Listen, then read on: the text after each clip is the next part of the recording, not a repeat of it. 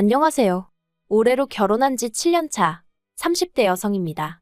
어디서부터 어떻게 이야기를 해야 하나 싶은데 지난 7년 동안 어머님 때문에 숱하게 마음고생을 했어요. 그래도 이혼을 하지 않았던 건 그나마 남편이 중간에서 어떻게든 중재를 해보려고 노력을 해왔기 때문이고요. 게다가 중간에 누가 억만금을 준다고 해도 바꾸지 않을 딸까지 태어났으니 솔직히 욱하는 마음에 이혼 소리가 목구멍 끝까지 올라왔다가도 꾹꾹 눌러 참기가 수차례였죠.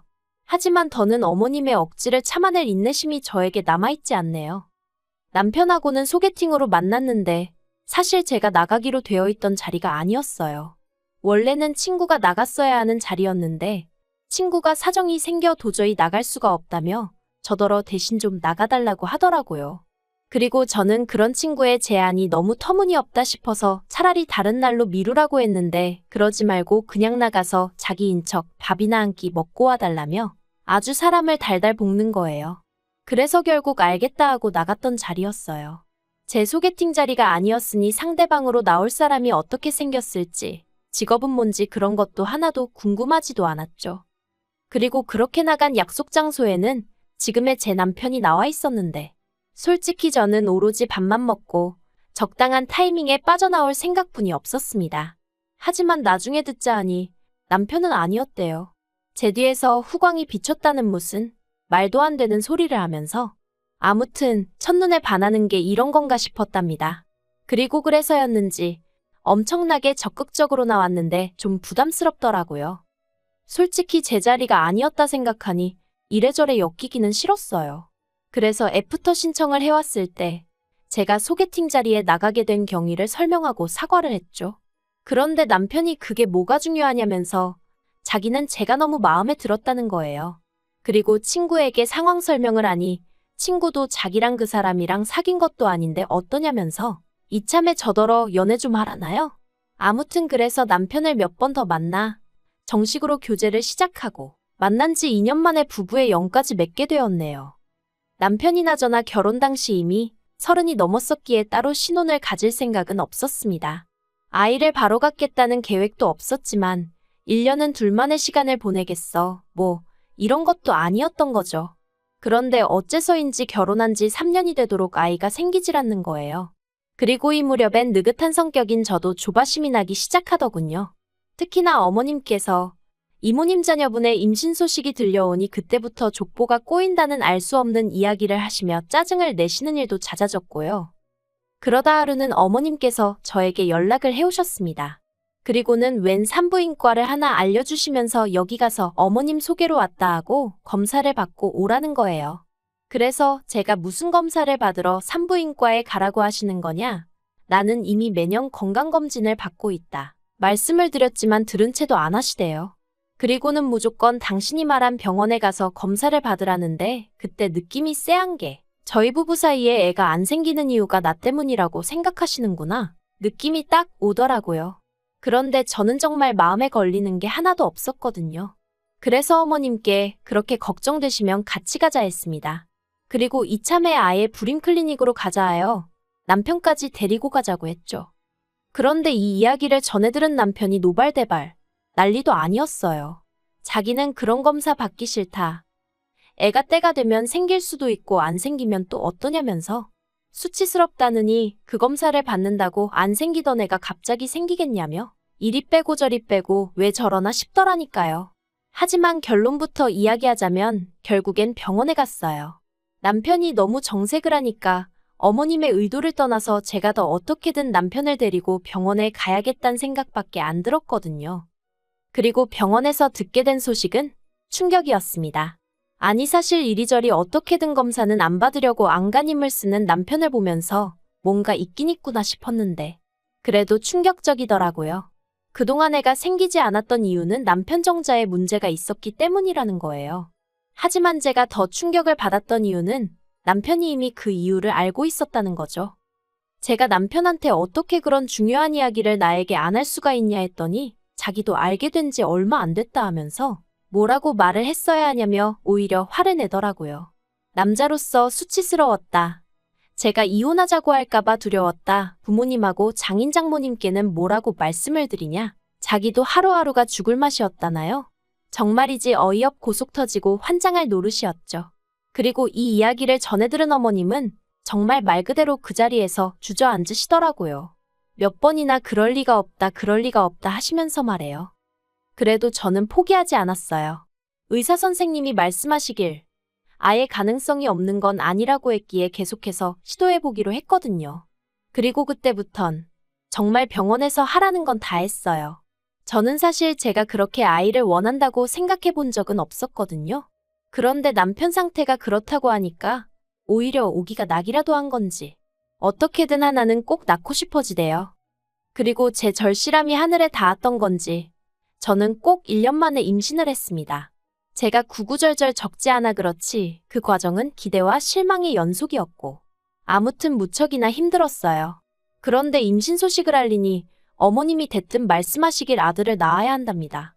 그래서 제가 요새 그런 게 어딨냐, 저는 딸이든 아들이든 상관없다 했더니 그건 제 생각이고 당신은 상관이 있다면서 무조건 아들을 낳는다고 생각하라대요.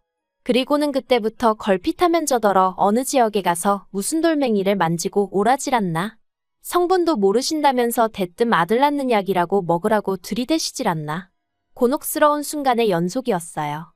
그러다 임신한 지 6개월 넘어가던 시기에 제가 선생님께 아기용품을 준비하고 싶은데 무슨 색으로 사면 좋겠냐고 넌지시 아이 성별을 물었습니다. 그러자 선생님께선 핑크색이 좋겠다는 말로 딸이라는 걸 알려주시더군요. 옆에 있던 남편은 꼭 저를 닮은 아이가 나왔으면 좋겠다며 무척이나 기뻐했지만 어째서인지 아들 타령을 하던 어머님 얼굴이 머릿속을 스치대요. 그리고 아니나 다를까 제가 어떻게 말릴 새도 없이 남편이 시부모님께 손녀를 보게 되실 거라며 소식을 전했고 어머님은 아주 난리를 치셨습니다. 당신이 그렇게 아들을 낳아야 한다고 하지 않았냐면서 저더러 왜 시키는 대로 안 했냐고. 이게 다 성의가 부족해서 그런 거라나요? 어이가 없었어요. 하지만 뱃속에 아이가 듣고 있겠다 싶어서 처음엔 어머님께 어떻게 성별을 어머님이나 제가 마음대로 정할 수 있냐고. 기왕 손녀를 보게 되셨으니 손자 얘기는 그만하시고 앞으로 저희 딸 많이 예뻐해달라고 조근조근 말씀을 드렸습니다. 하지만 어머님도 그쯤에서 그만하셨으면 좋았을 텐데 계속해서 억지를 쓰시더라고요. 이게 다 제가 조상의 지혜를 무시한 탓이라면서 말이죠. 그래서 결국 참다 못한 제가 그렇게 지혜로우신 어머님께선 어쩌다 저희 남편을 정자도 제대로 못 만들어내는 인간으로 키우셨냐고 한마디 해버렸어요. 저도 말이 안 된다는 건 알고 있었지만 화가 나니까 아무 말이나 해버린 거죠. 아무튼 그랬더니 아버님은 기가 막힌다는 듯 혀만 몇 번 차시다 방으로 들어가셨고 어머님은 어머님대로 저더러 못하는 소리가 없다면서 악을 쓰시고 그나마 남편만 웃는 건지 우는 건지 자기가 죄인이라며 저더러 이제 그만 집에 가자 하대요. 그래서 남편 손잡고 집에 왔고 그때부터 지금까지 어머님 아버님과는 꼭 필요할 때가 아니면 안 보고 사는 사이가 되었어요. 참고로 제가 아이를 낳았을 때도 아버님만 잠깐 오셔서 보고 가셨고 어머님은 손녀는 필요 없다며 안 오셨지요. 한편 작년 겨울에 시동생이 이혼을 했습니다. 성격 차이라고 했는데 두 사람 사이의 일을 제가 어떻게 알겠어요. 다만 보통은 아이 양육권은 엄마가 가져간다고들 하던데 어째서인지 시동생네는 시동생이 아이 양육권을 갖게 되었더군요. 거기까지가 제가 아는 전부였고 솔직히 전 별 관심도 없었어요. 당장 저희 아이 키우면서 일하랴 살림하랴 제 코가 석자였으니까요. 그런데 이후로 또 몇 달이 지나 올해 여름이었습니다. 그날은 어머님 생신이라서 안 가볼 수도 없었고 그래서 애는 친정에 맡기고 시댁에 갔어요. 애를 안 데려간 이유는 간단했습니다.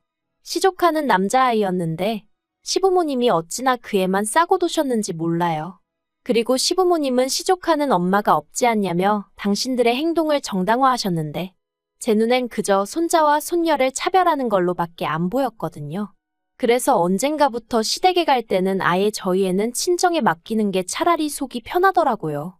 물론 시부모님이 그렇다고 왜 저희 딸은 안 데려오냐 찾지도 않으셨고요. 아무튼 그렇게 시댁을 찾았는데 거기서 생각지도 못한 이야기를 듣게 되었습니다. 시동생에게 여자가 생겼다는 거예요.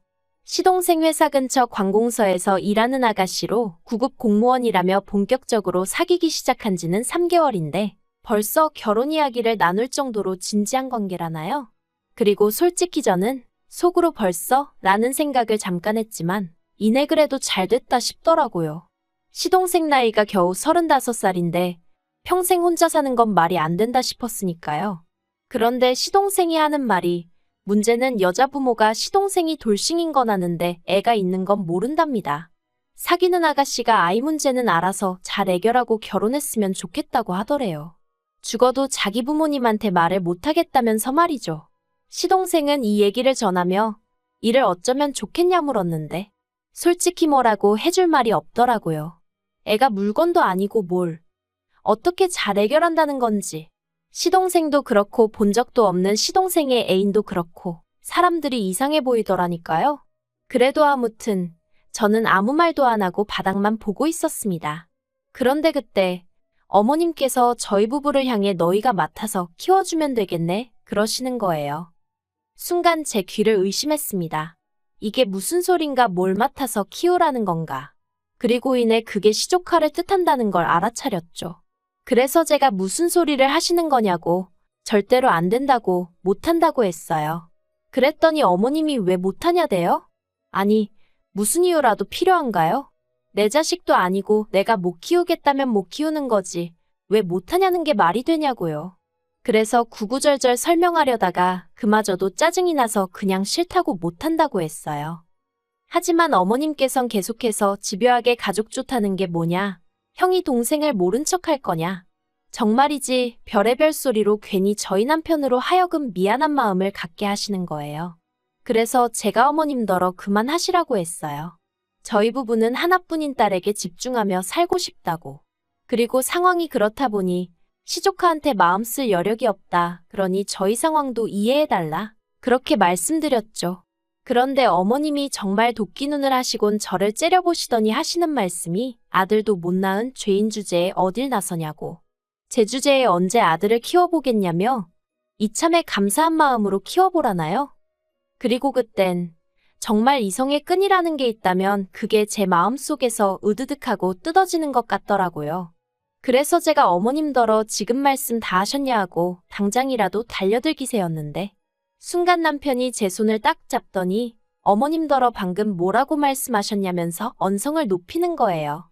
그리고는 시조카가 불쌍한 건 알겠는데 그렇다고 왜 그 책임을 우리가 지라는 거냐면서 점점 목소리를 높이더니 가뜩이나 민수 아들하고 우리 딸하고 차별하는 거 점점 심해져서 한마디 하려던 참인데 정말 너무하신 거 아니냐며 급기야 악까지 쓰더라니까요.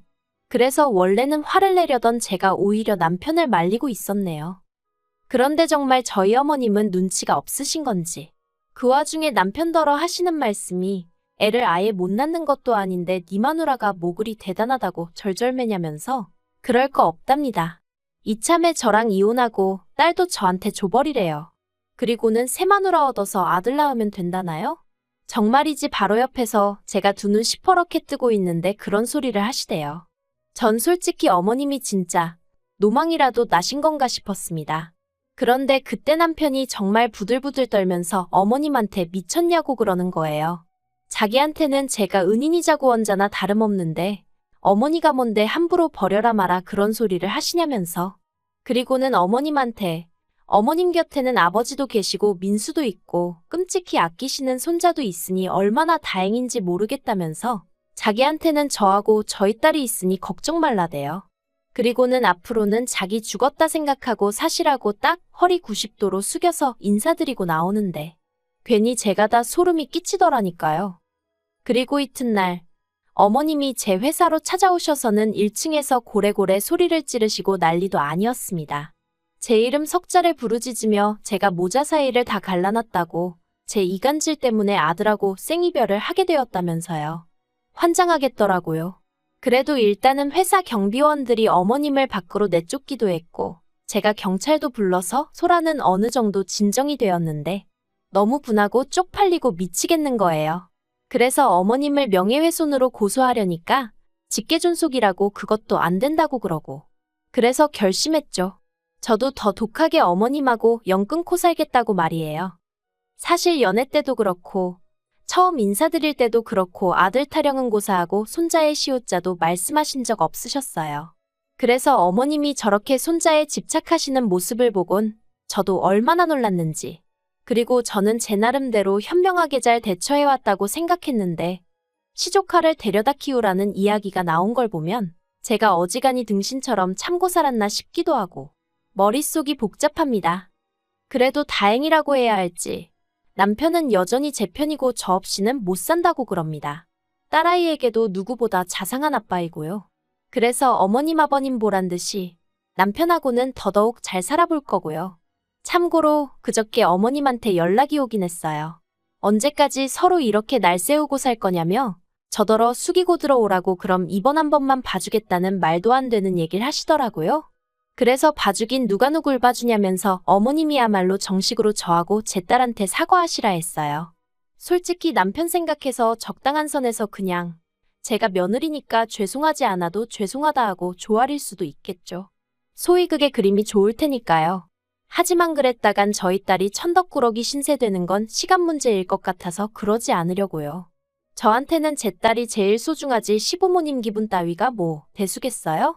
그러니 어머님이 만약 이 얘기를 듣고 계신다면 어떤 게 어머님한테 현명하고 옳은 길일지 곰곰이 생각해 보셨으면 좋겠습니다. 그리고 이건 여담으로 시동생은 그 여자랑 헤어졌다고 남편에게 전해 들었어요. 역시나 시조카 문제가 어떻게 해결이 안 됐던 거겠죠. 아니 까놓고 말해서 재혼할 때 데려가지도 않을 거면 뭐 한다고 동서한테서 양육권을 가져온 건지. 아무튼 제 알바는 아니지만 어머님이고 시동생이고 죄다 어이가 없네요.